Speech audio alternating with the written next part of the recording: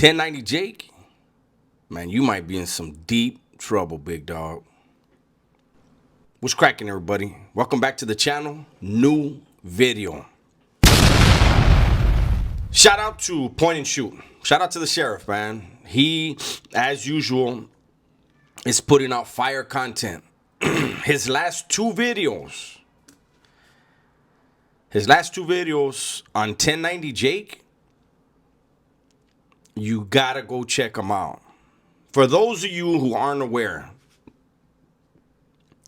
1090 Jake is a white dude from Boston who went down to Florida, got caught up in something, became a blood, and did a short stint in prison, got out, got on this YouTube thing, and he got on a while back when Pino and a lot of other guys got on.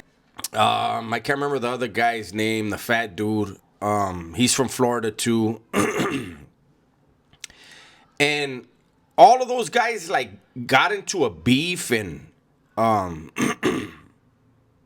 then Pino beat up 1090 Jake, and 1090 Jake started doing other content. He blew up from getting his ass whooped, right? He fought, you know, it is what it is. Luckily, nothing happened. Nobody got seriously hurt. And he's actually done, I mean, I think he has over 1 million subscribers. He has millions of views. He puts out videos and they go big. There's no denying it. But along the way, he's become a channel that likes to expose people, right? Along the way, he's made some missteps. He's labeled people stuff that wasn't true. And then now one of his own homies, his big homie, is saying that he said he didn't want to say that 1090 Jake is, you know, he snitched on something in prison, but he said what he said was wrong. Now, that's their business. But the interesting thing is this. 1090 Jake, he hasn't figured out that all money ain't good money. And that's, I mean, you've been to the joint, you've been in the streets, you hear that saying at a very young age, all money ain't good money. Donald Trump just pardoned Larry Hoover for the federal convictions, right? So his name has some buzz. I just did a video today, and it went nowhere. So for me, there's no buzz. But Larry Hoover's name has a buzz, and 1090 Jake is in the genre where it would garner some attention, right? So 1090 Jake decided that he was going to use a clipping, a newspaper clipping, not a court transcript, not police reports, not discovery, nothing of the sort. He was going to use a newspaper clipping from the 60s during a time where blacks were not viewed as equals. And the newspaper had an agenda. He used a newspaper clipping to say that Larry Hoover told on somebody. This dude disrespected. I mean, look, Larry Hoover has nothing to do personally with the GDs. But do you think, I mean, we see them when they go on other platforms. What do they say? On Larry. Right? And this dude just disrespected that whole group. And I saw it and I was like, should I do a video on it? And Gunner and I spoke about it. Gunner did a video. Go check out Gunner's video. And I decided, nah, I'm not going to do it. I really don't care about what that dude says. Anybody that believes that, come on now. Well, the individual in question, the one that 1090 Jake says got told on, went straight to Facebook. And he said straight up, it never happened. Now, 1090 Jake has a lot of resources. He couldn't find that man through Facebook or some type of social media, interview him, find out the truth, and then tell the truth. Like, hey, I found this newspaper article. This is, this is how it was back in the days when they were trying to smut up black leaders, black gang leaders, whatever words you want to use. That would have came off so good for your channel. But instead, he put a jacket on someone who's considered a legend in the streets of Chicago. In the history of Chicago gangsterism, he put a jacket on somebody that didn't fit. Now, Point and Shoot's video today, and this is what made me say, you know what, I'm going to do a video. Point and Shoot aired an interview that it looks like it was bootleg Kev. That 1090 Jake did with bootleg Kev. And 1090 Jake was explaining why he no longer claims blood. That he's no longer blood. And he explains why. He said in his words, 1090 Jake's words, that in the 90s, when the Bloods were being formed on the East Coast, 1090 Jake said that they were being formed by some broke-ass bums. Dudes that had nothing.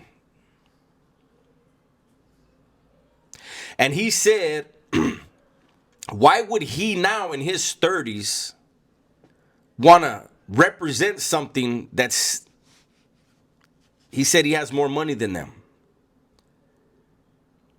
And that they're still broke. After all those years, they're still broke. I'm going to tell you, I'm going to keep it 100% real. When I heard him say that, I was like,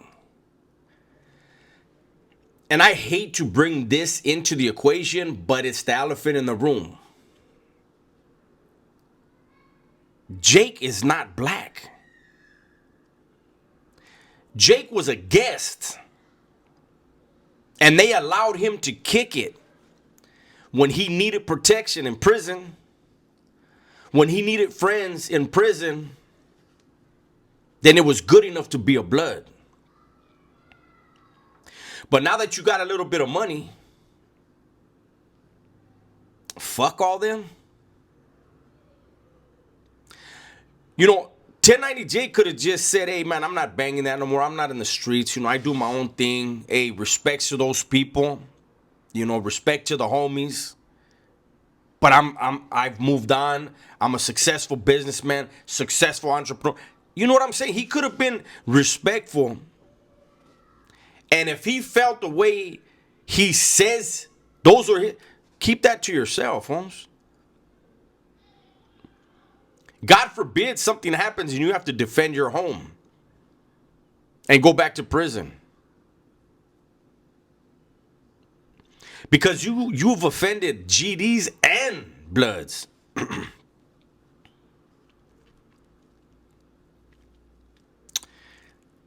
Some people are so smart they're stupid, huh?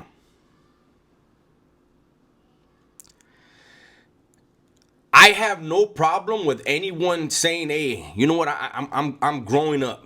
I'm not a kid anymore. I'm not in the streets. Respect to that, but I'm not a part of that. I am moving on. I am a square. I want to do the right things in life. I want to be a productive member of society. Those things I respect. I'll be damned if I ever badmouth my old neighborhood or the people behind the walls that I ran around with. Can't do it. I can't do it. Like when I see people and they say, man, fuck those dudes. They're this, they're that, they're this. Man, you weren't saying that when you were running with them. How you going to say it now? That's just not respectful. I highly doubt anything's going to happen to 1090 Jake because I'm sure he's going to make sure he's not going to ever be in the same circles. But he was saying that he saw somebody that was, I don't know if it was Mark Wahlberg's publicist. I didn't get the story, but that he asked, "Hey, hook me up with Mark." He said the dude looked at him kind of like, and he said he went back and looked at his IG, and his IG was all flamed up, 30, 40 dudes with him in all the pictures.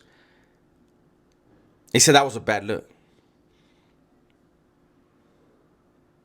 You went to No Jumper with your people. Well, the people you no longer like or respect because you have more money than them. But why did you pull up in LA with those dudes? Because you knew you were safer then, right? So now you want to be in Hollywood circles? You realize the judgment that you're passing on the dudes that started the Bloods in the East Coast and you know these Bloods that are in their 50s, the judgment that you pass on them, you think them Hollywood A-listers are going to look at you like somebody they want to make a movie with? They want you on a TV show? You're a liability by what you're saying about the GDs and the Bloods. I don't know. I was just astonished when I saw that video right now. And I said, you know what? Let me record a video. It's late. I'll put it out right now. It's all good. But that's my video for today, man. Hopefully you guys enjoyed it. Everybody, please be safe, be smart, and tell the ones you love that you love them, man. I'm out of here.